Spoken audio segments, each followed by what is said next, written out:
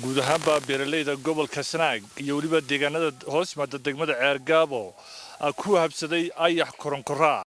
kaasoo waxyeelo baan u geystay dalagii beeraha waxaana telefishinka caalamiga Home Cable TV oo arintaasi u kuurgalaya oo boqday beeralayda iyagoo fariin u diray wasaaradda beeraha Somaliland ayaxa ayaa nagu soo waabiristay sidii buuna u fadhiyaa taayir gubid iyo qaylo iyo sixniyo tubadna waa u dhamaanay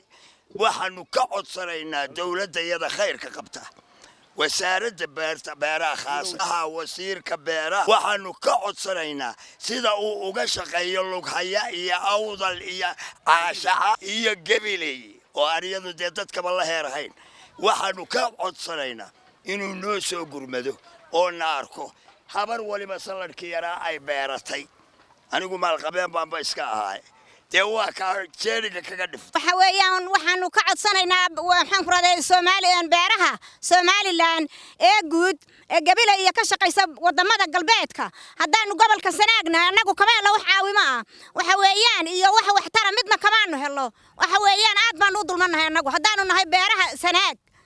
ama Ceergaabo Axmed Muusiyad wuxuu ka shaqeeyaa beeraha galbeed buu ka shaqeeyaa ama haruur ama qudrad laakiin anaga wax taageera kamaanu helo waxaanu ka codsanaynaa dawladda Somaliland in xaqayagana baldooso salaamaday ayaxna gurmadna looga soo kiciyo ayaxbaa nagu habsaday wixii aanu haysanayna waa naga qaaday haday geedahayd iyo haday saraacad ahayd wax gurmad aanu helayna ma jirto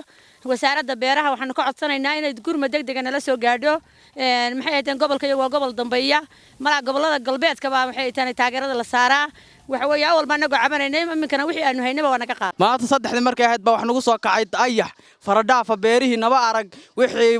beerihii wixiiba waa nadegay wixii ku yaalay waa nadegay wasaaradda beeraha waxaan ka codsanaynaa inay nada soo gaadhaan degdeg nada soo gaadhaan baan ka codsadan dhinaca kalena sidoo wasaaradda horumarinta beeraha gobolka Sanaag Maxamed Yuusuf Degel ayaa ka hadlay deegaanada ayaxan uu ku habsaday iyo waliba khasaaraha u geystay dadka beeralayda isagoo dhinaca kalena fariin u diray wasaaradda horumarinta beeraha Somaliland iyo hay'adda FAO kamida sida khatarta wuxuu geliyay jiida afaafood la yiraahdo siiba meesha la yiraahdo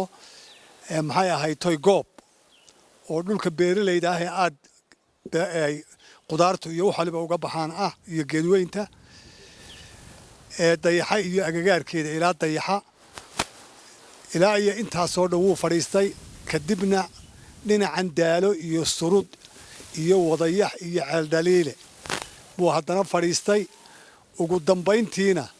wuxuu soo degay magaalada gudaheeda waxaan leenahay marka anigu baa u dirayaa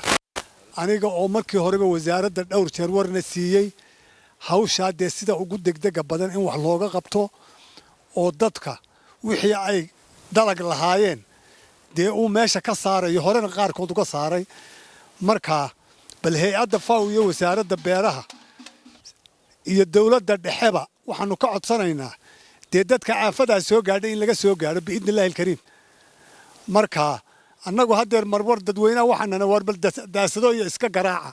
iyo tiimanka iyo qiiqna ku shida oo dhirta inta shidaan muxuu ka tarayaa intuu cabaarka caawa hawada ku maqnaadaaba ku soo noqonay iyo wixii lagula dagaalami lahaana annagu ilaa dusuudiya baanu tunaa tanagyo iyo wixii internationalka ahaa iyo dawladihii hore kula dagaalami jireen in la keeno oo xitaa diyaaradaha lagu buufin jiray Cali Daahir telefishinka caalamiga Home Cable TV magaalada Ceergaabo